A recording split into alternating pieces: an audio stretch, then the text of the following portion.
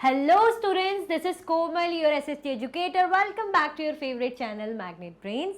Magnet Brains आपको provide कराता है हाई क्वालिटी एजुकेशन, वो भी फ्री ऑफ कॉस्ट। किंडरगार्टन से लेके क्लास 12 तक की सीबीएसई बोर्ड के कोर्सेज तो आपको अवेलेबल हैं ही, बट अदर स्टेट बोर्ड के कोर्सेज इन हिंदी मीडियम जैसे कि UP board, Bihar board, MP board आपको अवेलेबल कराता है प्रॉपर सिस्टमेटिक वे में, स्ट्रक्चर वे में कोर्सेज।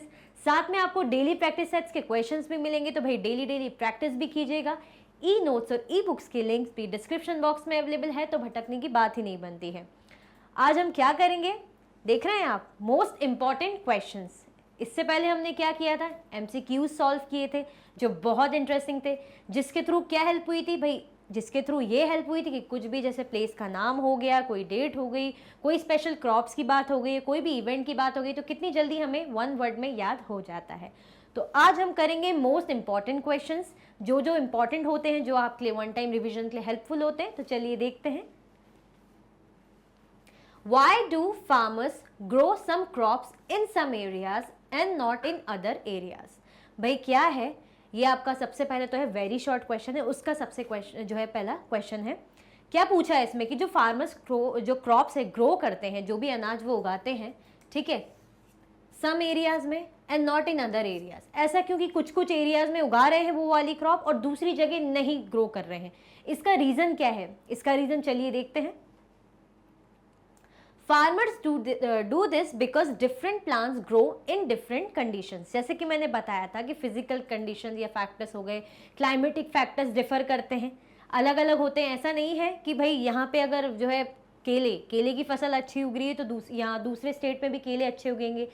एक स्टेट पे स्पाइसेस अच्छे हो रहे हैं तो जो है नॉर्थ साइड भी स्पाइसेस होंगे। जैसे स्पाइसेस के लिए साउथ एरिया ज़्यादा फेमस है, वहाँ पे स्पाइसेस बहुत अच्छे मिलते हैं, ग्रो करते हैं, उनका अच्छा जो प्रोडक्शन होता है। बट ज़रूरी नहीं कि नॉर्थ साइड भी वही ऐसा मिले। तो क्या है कि फार्मर्स ऐसा इसीलिए करते थे, farmers do this because different plants grow in different condition. भाई जो डिफरेंट प्लांट्स हैं उनकी अपनी अपनी जो है क्लाइमेटिक रिक्वायरमेंट्स कह सकते हैं, टेम्परेचरल रिक्वायरमेंट कह सकते हैं, कैसा तापमान में वो ग्रो होते होंगे, गर्म तापमान चाहिए होता होगा या ठंडा तापमान चाहिए होता होगा, कैसी क्लाइमेटिक कंडीशंस उस एरिया की होनी चाहिए, तो वो डिफर करती है। इसीलिए अलग अलग एरियाज में जो है क्रॉप्स ग्रो होती हैं। तो इसीलिए वो कुछ कुछ एरियाज जहाँ उन्हें लगता होगा फेवरेबल कंडीशन है कि भाई ये अनाज हमें उगाना चाहिए, बोना चाहिए, तो वो उगाते थे। और जहाँ उन्हें नहीं लगता था, जिस एरिया में कि भाई नहीं हो सकता, अनफेवरेबल कंडीशंस हैं, उस क्रॉप के लायक वो कंडीशन वहाँ पे है नहीं, वो टेम्परेचर या कह सकते क्लाइमेटिक कंडीशन, तो वो वहाँ ग्रो जो है क्रॉप को नहीं करते थे। कौन, किन की बात हो रही है, फार्मर्स की बात हो रही है। चलिए नेक्स्ट क्वेश्चन में चलते हैं। Name the earliest plants to be domesticated. Domestication की प्रोसेस हमने पढ़ी थी, क्या थी, ऐसी प्रोसेस जिसमें वाइल्ड एनिमल्स और वाइल्ड प्लांट्स को मतलब अपने पास रख कर उनको यूज़ करके उनको इस तरीके से जेंटल कर दिया गया था कि वो डोमेस्टिकेट करने लग गए थे, मतलब उनको घर के कामों में अपने लिए यूज़ करने लग गए थे। जैसे एनिमल्स हो गए, पहले कैसे बड़े बड़े दांतों वाले, बड़े बड़े सींग वाले वाइल्ड एनिमल्स थे, धीरे धीरे जब वो डोमेस्टिकेट होने लग गए तो वो जो जानवर एनिमल्स जो है जेंटल होने लग गए थे, उनका जो बिहेवियर है कैसा हो गया था, जेंटल हो गया था।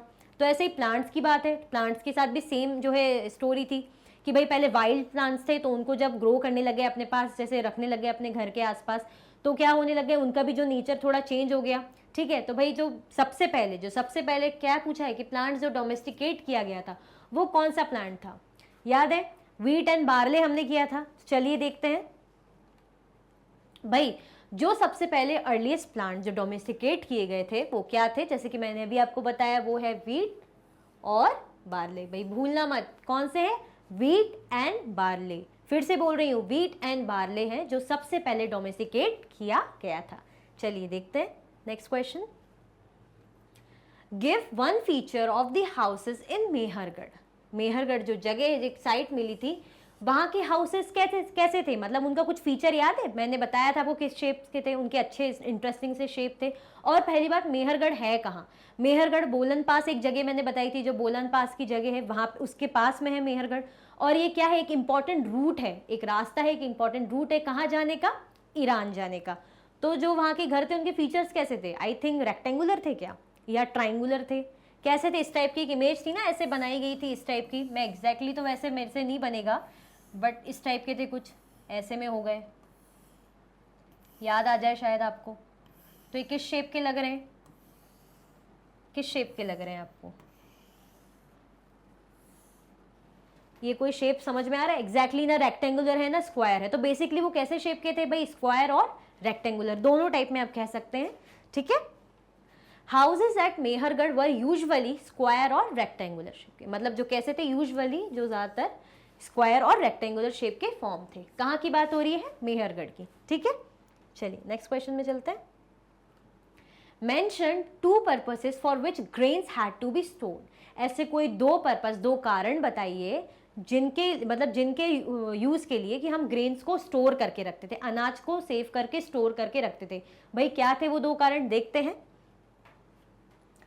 Grains had to be stored for food and seed. भाई छोटा सा क्वेश्चन है तो छोटा सा आंसर देंगे इसका कि फूड के पर्पज से, खाने के पर्पज से, भोजन के पर्पज से, कि भाई वो हमारे लिए खाने का काम कर रहा है, हमारा पेट भरेगा उससे। दूसरा एज अ सीड, कि भाई अगर इसके बीज को हम संभाल के रखेंगे तो भाई जो बीज है उसको हम फिर से सोन करेंगे, फिर से जो ज़मीन में गड़ा के उसको उगाएंगे, तो वैसे ही अनाज या वैसे ही पेड़ पौधा हमें मिलेगा। तो 2 पर्पस इससे यूज होते थे, एक तो खाने के लिए भाई फूड के पर्पज से, दूसरा था सीड के पर्पज से, है ना, कि बीज है तो उसको अगली बार फिर से उगाने के काम आएगा, तो वैसे ही फसल या फ्रूट हमें मिलेगा, ठीक है। चलिए नेक्स्ट क्वेश्चन में चलते हैं। ये शॉर्ट आंसर टाइप है, वो वेरी शॉर्ट आंसर थे। Describe the tools used by farmers and herders. हमें टूल्स बताने, जो भी कह सकते औजार कौन यूज करते थे?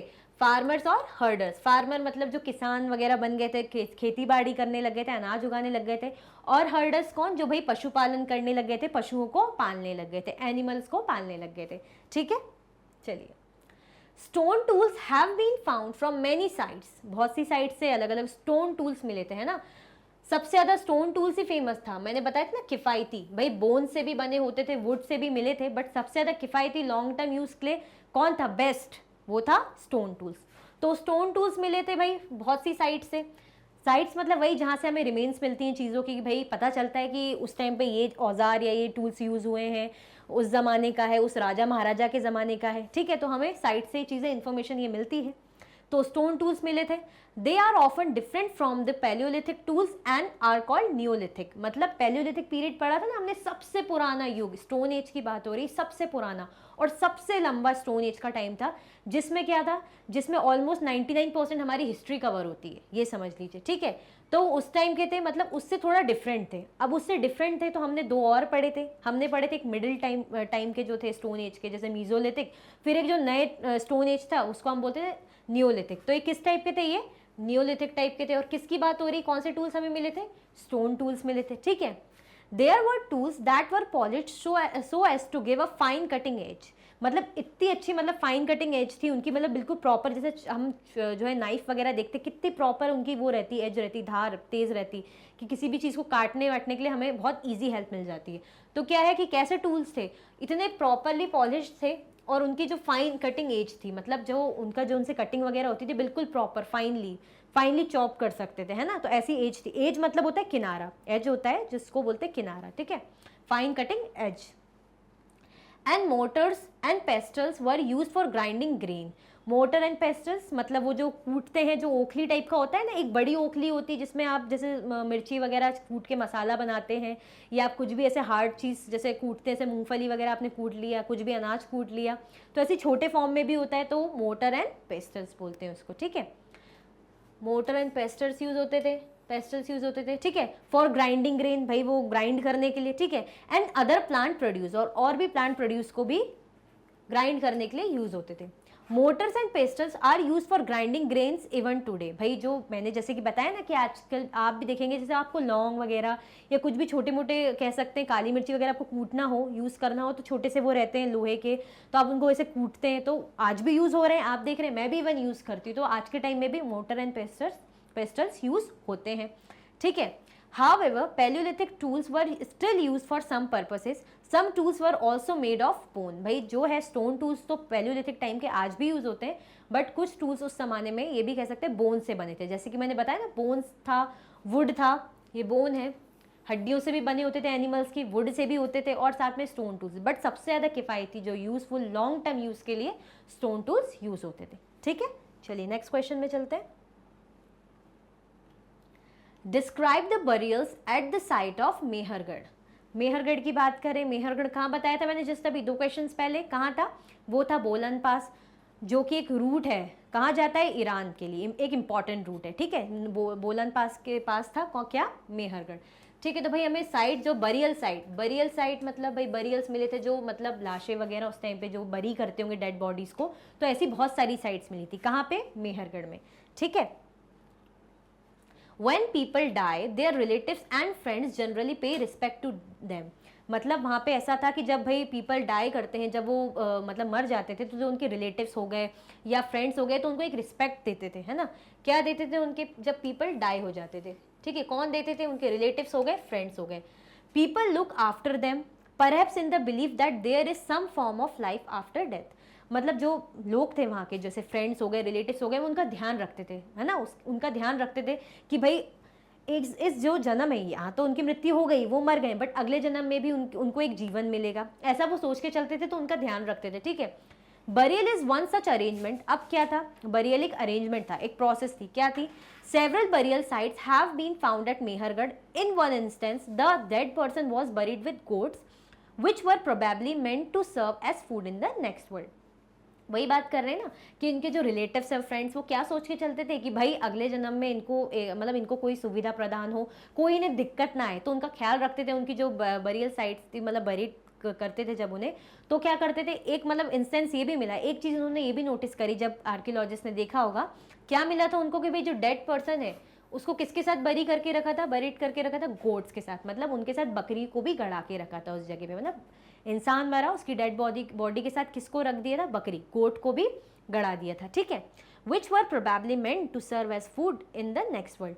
मतलब उनका ये मानना था कि भाई जो गोट है वो अगले जन्म में उनके लिए एज अ फूड काम आएगी। भाई बकरी खाते थे वो लोग, मीट जो है उस टाइम पे खाया जाता था, है ना, हंटिंग तो होती थी, तो जो है जंगली जानवरों को खाया जाता था, तो बकरी वगैरह भी पालते थे इसीलिए खाने पीने के लिए। तो उनका ये मानना था कि भाई बकरी को भी अगर साथ में बरी कर देंगे तो क्या होगा, अगले जन्म में जो उनके लिए क्या होगी, एज अ फूड काम आ जाएगी, भाई एज अ खाने के तौर पे उनके लिए काम आ जाएगी, तो उनको कोई दिक्कत नहीं होगी। कहाँ पे? नेक्स्ट वर्ल्ड में, अगले जन्म में, ठीक है। तो ये क्या था कि भाई बरियल साइट का प्रोसेस था, कहाँ पे? ये रीजन भी था मेहरगढ़ में, ठीक है। चलिए नेक्स्ट क्वेश्चन में चलते हैं। Describe the new way of life of early people. भाई अब हमें जो अर्ली पीपल थे, जो पुराने लोग थे, उनका लाइफ का क्या तरीका था, मतलब क्या न्यू वे ऑफ लाइफ थी उनकी, कैसे कैसे नयापन उन्होंने अपनाया, तो चलिए देखते हैं। The life of early people was as follows, देखते हैं। With the beginning of growing plants people had to stay in a same place for a long time. ये मैंने बताया था ना आपको कि भाई अगर अनाज उगा रहे हैं, कोई भी फसल बो रहे हैं, तो ऐसा तो है नहीं कि भाई 1 दिन में हो गई, 2 दिन में उग गई, 10 दिन में उग गई। बहुत टाइम लगता है, लंबा समय लगता है। समय तो लंबा लगता ही है भाई, लॉन्ग टाइम तो लगता ही है, बट साथ में उसकी केयरिंग भी होती है। केयरिंग कैसे? वीडिंग हो गई भाई, उसमें इरिगेशन मतलब वाटरिंग हो गया, और अगर चिड़िया हो गई, एनिमल्स से फसल को बचाना कि फसल को ख़राब ना कर दें, तो इसीलिए एक जगह पे लॉन्ग टाइम के लिए रहना पड़ता था। और वो लोग क्या करने लग गए थे, अनाज भी ग्रो करने लग गए थे। It was not possible for them to migrate frequently as before. इसीलिए उनके लिए पॉसिबल नहीं था कि वो माइग्रेट कर ले इतने फ्रीक्वेंटली, मतलब इतने फ्रीक्वेंटली एज इन मतलब 10 दिन में अगर उन्होंने कोई भी अनाज लगाया है तो 10 दिन में भाई ट्रांसफ़र होकर दूसरी जगह चले गए, या 20 दिन में हो गया, नहीं। एक प्रॉपर टाइमलाइन होता था, बहुत मतलब टाइम लगता था, तो इसलिए वो फ्रीक्वेंटली माइग्रेट नहीं करते थे, ठीक है। जैसे पहले कैसे माइग्रेट करते थे, हंटिंग करी भाई, शिकार किया, मीट वगैरह जो उन्हें मिला और गैदर करा, थोड़ा बहुत खाया, कुछ दिन रुके, फिर दूसरी जगह चले गए। तो शिफ्ट करते रहते थे, क्योंकि उन्हें नॉलेज नहीं था कि हमें भाई अनाज उगाना है, मतलब फार्मिंग वगैरह से या हर्डिंग से या जानवर मतलब एक जगह सेटल होना, पशुपालन करना और फार्मिंग करना, ये सब उन्हें नॉलेज नहीं आया था, है ना। तो उस टाइम पे तो फटाफट मूव करते थे। बट अब जो न्यू वे ऑफ लाइफ की बात हो रही कि अब नए टाइप की उनकी ज़िंदगी जो जीवनी कैसे चलती थी, ऐसे चलती थी कि भाई पहले वो क्रॉप उगाते थे और लंबे समय के लिए एक जगह पे रहते थे, ठीक है। They had to wait for a long time looking after the plants, watering, weeding, driving away animals and birds till the grain ripened, and then the grain had to be used carefully. जैसे कि मैंने बताया अभी first point पे ही आपको कि उन्हें इसलिए रुकना पड़ता था लॉन्ग टाइम के लिए कि भाई वो लुक आफ्टर करते थे, मतलब भाई वो ध्यान देते थे अपने जो प्लांट्स का, ठीक है। भाई जो पेड़ पौधे उन्होंने लगाए हैं, अनाज लगाए, तो उनको क्या करना, उनको वाटर देना, उनकी वीडिंग करना, और क्या है, एनिमल्स को भगाना, जो एनिमल्स है बर्ड्स हो गए जो खराब कर रहे हैं खेतों को, उनको बचाना उनसे। और साथ में कब तक वेट करते थे, जैसे जब वो पक जाते थे। अब उन्हें नॉलेज ये भी हो गया था धीरे धीरे कि खेत जो अगर हमें अनाज बो रहे हैं, प्लांट बो रहे हैं, तो ये कब पक जाएंगे? तो जब पकने के बाद भाई फसल काटेंगे। फसल काटेंगे इसलिए ना कि फसल उगाई इसलिए कि काटें और उसे स्टोर करें और खाएं एज अ फूड पर्पस के लिए, और स्टोरेज के लिए भी भाई, स्टोर करके रखें फ्यूचर के लिए, इसलिए तो उन्होंने अनाज उगाना शुरू किया था। ठीक है, the grain had to be use carefully, और क्या था भाई, ग्रेन को जो है केयरफुली यूज भी करना था। मतलब उन्हें धीरे धीरे चीज़ें समझ में आने लगी थी कि लंबे समय के लिए रुकना है। ठीक है, लंबे समय के लिए रुकना है ताकि हम जो प्लांट या क्रॉप्स जो हमने ग्रो करी उनका ख्याल भी रखना है, और फिर जब तक वो पकेंगी तब तक तो रुकना ही पड़ेगा, नहीं तो जानवर हो गए या बर्ड्स हो गए वो खा लेंगे, ख़राब कर देंगे। उन्हें ये भी पता चल गया था कि भाई कब ये फसल की कटाई होगी तो हमारे खाने के लिए काम आएगी, हम इसे स्टोर कर पाएंगे केयरफुली फ्यूचर के लिए। ठीक है, in some parts of the subcontinent, people began making large clay pots or wove baskets or dug pits into the ground as the grain had to be stored for both food and seed. देखिए, एक change ये देखा, दूसरा change ये देखा, तीसरा क्या है, जब भाई अनाज वगैरह उगाने लगे, ठीक है, उनके पास काफ़ी चीज़ें हो गई, अगर उन्होंने जो है फसल उगाई होगी, अब उन्होंने काट दी होगी, तो अब उनको स्टोर करने के लिए भी तो चीज़ें चाहिए। तो वो क्या करने लग गए थे, वो क्या करने लगे थे भाई, जो है काफ़ी parts of the sub continent की बात हो रही है, इंडियन सब कॉन्टिनेंट की बात हो रही है, तो काफ़ी पार्ट्स में क्या करने लग गए थे वो, people begin making large clay pots, भाई बड़े बड़े जो क्ले के पॉट्स बनाने लग गए थे। ठीक है, बास्केट्स वगैरह या बास्केट्स वगैरह बनाने लग गए थे, है ना, बास्केट जैसे होता है ना, बास्केट में जिसमें वो लोग सामान वगैरह स्टोर करके रखें। ठीक है, बकेट जैसा ऐसा बना के रखने लगे थे जिसमें चीज़ें संभाल के रखने लगे, अनाज वगैरह जो है वो स्टोर करके रखने लगे। ठीक है, तो क्या बनाने लगे थे, पॉट्स बनाने लग गए थे, उसके बाद जो है डलिया वगैरह बास्केट्स बनाने लग गए थे। देन क्या करने लग गए थे, पिट्स वगैरह डग करने लग गए थे ग्राउंड में। पिट्स मतलब जैसे हमने पढ़ा था पिट हाउसेस, मतलब थोड़ा सा गड्ढा करके ग्राउंड में, थोड़ा सा अपन जैसे खोद देते ना, गड्ढा कर देते, जैसे डॉगीज को देखा होगा अपने गड्ढा करके अपनी हड्डियाँ छुपा देते हैं, तो ऐसे ही लोग जो है पिट्स कर देते ग्राउंड में, डग करके जो है खोद के, और वहाँ पे भी अनाज वगैरह स्टोर करके रखने के लिए मतलब उन्होंने ये सब करने लग गए थे। ठीक है, तो किस लिए करते थे, ताकि अनाज वो उसमें संभाल के रखें। ठीक है, as the grain had to be stored for both food and seed, क्योंकि जो ग्रेन है दोनों पर्पज के लिए यूज होता था, जैसे कि अभी हमने देखा था वेरी शॉर्ट आंसर में कि भाई फूड के पर्पज से भी, खाने के लिए भी भाई खाना है, दूसरा सीड के पर्पज से भी कि भाई अगर उसके बीज वगैरह संभाल के रखेंगे, उसे एज अ सीड संभाल के रखेंगे, तो अगली बार जब हम उसे ग्रो करेंगे, दोबारा हम उसे बोएंगे, तो फिर से हमें वैसी अनाज, फ्रूट या फसल मिलेगी। तो क्या करने लग गए थे भाई, वो क्ले के पॉट्स वगैरह बनाने लग गए थे, है ना, पॉट्स वगैरह उनके बनने शुरू हो गए थे ताकि उसमें जो है अनाज रख सके। दूसरा डलिया वगैरह बास्केट्स बनाने लग गए थे। तीसरा जो है मतलब ग्राउंड में ऐसे पिट्स बनाने लग गए थे, छोटे छोटे गड्ढे करके रखने लग गए थे, छोटे बड़े जैसा भी उन्हें लगे, ताकि उसमें अनाज को स्टोर कर सके। और दो पर्पस के लिए वो करते थे, एक तो फूड भाई खाना है, दूसरा क्या था सीड, कि एज अ बीज के पर्पज से, एज अ बीज उसे सेव करके रखने लग गए थे, ताकि अगले बार में जब अगले बार उन्हें लगे कि नेक्स्ट टाइम, तो उसे बीज को बोया और सेम वही फसल उन्हें मिल जाएगी। तो ये कुछ चेंजेस थे जो उन्होंने न्यू लाइफ में धीरे धीरे सेटलमेंट जब होने लग गया था, हमने जो है आर्कियोलॉजिस्ट ने बताए हैं कि ये चेंजेस देखने को मिले थे। ठीक है, तो ये न्यू वे ऑफ लाइफ किनकी, अर्ली पीपल की, पुराने लोगों की। ठीक है, चलिए नेक्स्ट क्वेश्चन में चलते हैं। अभी आपका लॉन्ग आंसर टाइप है जिसमें आपको लॉन्ग आंसर्स रहेंगे। Describe the works of artisans of early period, जो पुराने टाइम के आर्टिसंस थे पुराने पीरियड के, तो उनका जो वर्क कैसा क्या रहा है उसके बारे में डिस्क्राइब करना है। तो चलिए देखते हैं। Works of artisans of early period were as follows. Artisans made advanced stone tools that were polished and had a fine cutting edge. मतलब क्या था कि वो लोग किस टाइप के टूल्स बनाने लग गए थे, आर्टिसंस हैं भाई, वो जो है आर्टिस्ट टाइप के ही हैं, इतना अच्छा काम कर रहे हैं, तो उनको नॉलेज क्या हो गया था कि भाई वेल पॉलिश्ड जो है टूल्स हो, प्रॉपरली पॉलिश्ड हो, अच्छे दिखें, और कैसे हो उनकी जो एज हो, मतलब फाइन कटिंग एज, मतलब जो जो कह सकते हैं कॉर्नर है, बेसिकली जो कॉर्नर है, अगर जो टूल्स वो यूज़ करेंगे, जो अर्ली पीपल यूज़ करेंगे, तो कैसे टूल्स बनाने लगे थे प्रॉपर, ताकि उनको चुभ हो सके, भाले मतलब नुकीले, अच्छी धार हो उसमें, चाहे चॉप करने के लिए हो, कटिंग वगैरह करने के लिए, या जो है हंटिंग वगैरह के लिए हो, तो प्रॉपर जो टूल्स थे अच्छी कटिंग फाइन एज के साथ वो लोग बनाने लग गए थे। और कैसा था, पॉलिश प्रॉपरली, मतलब बहुत अच्छे तरीके से। ठीक है, तो artisan made advance stone tools, और ये किससे बने होते थे, एडवांस स्टोन टूल्स, है ना, स्टोन टूल्स से, है ना, मैंने बताया ना काफ़ी किफ़ायती।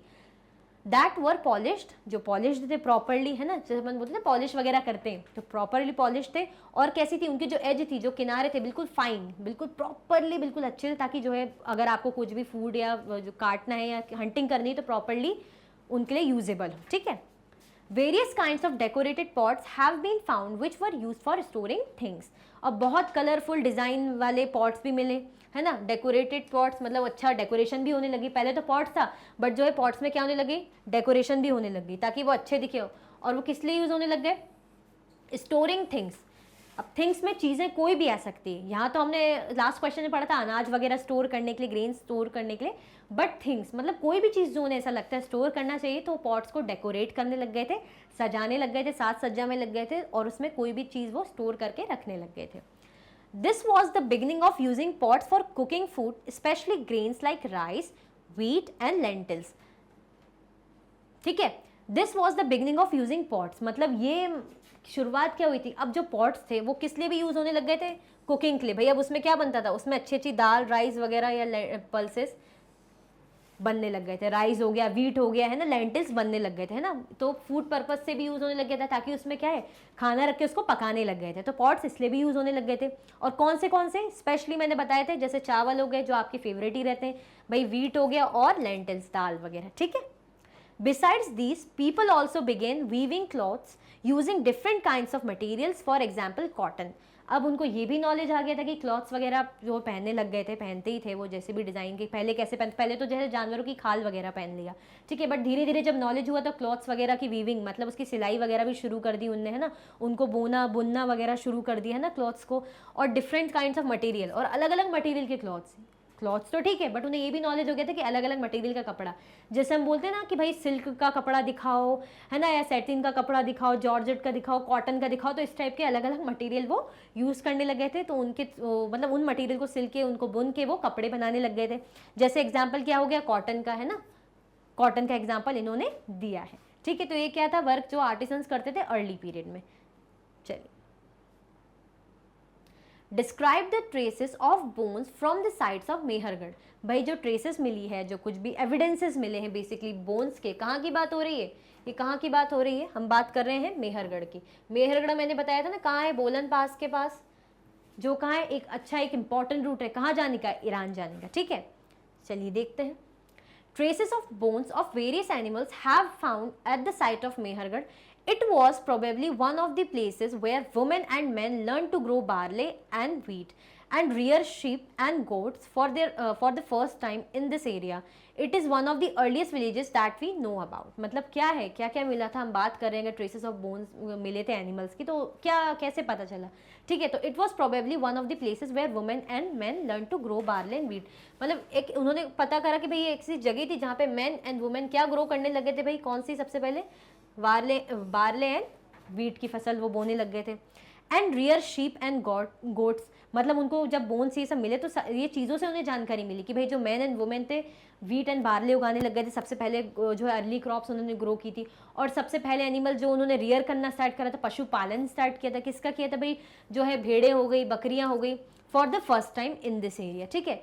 तो इस एरिया में सबसे पहले क्या हुआ था भाई, व्हीट एंड बार्ले, दूसरा शीप एंड गोट है, उन्होंने जो है रियर करना स्टार्ट कर दिया था।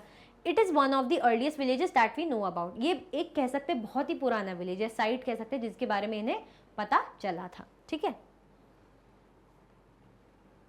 The evidence of many kinds of animal bones from the earliest levels has been found by archaeologists during excavation levels, which included bones of wild animals such as deer and pig.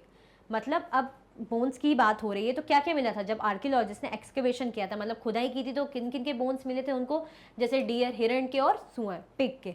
तो the evidence of many kinds of animal, मतलब काफ़ी जो है types के animals के उनको bones के evidence मिले थे, ठीक है। एनिमल्स के, जानवरों की हड्डियों के उनको सबूत काफ़ी मिले थे, ट्रेसेस बहुत मिले थे।